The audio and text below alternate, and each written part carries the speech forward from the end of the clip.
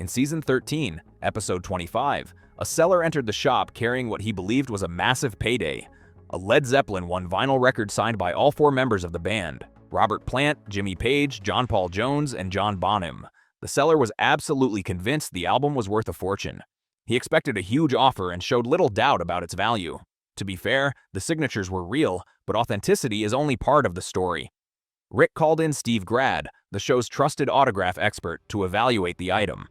Steve confirmed that the signatures were genuine, which already made the album valuable. However, when it came time to discuss price, the seller didn't like what he heard.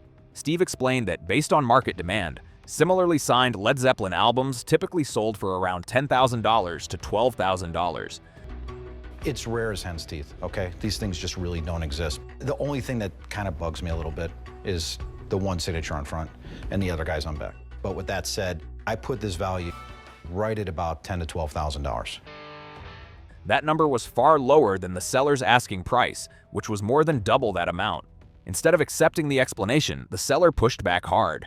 In a tense moment, he dismissed Steve's role entirely, saying, "I understand you are a signature person. You're not really an appraiser." The comment clearly crossed a line. Steve calmly explained that valuation is based on real sales data, not personal attachment or wishful thinking, but the seller wouldn't budge.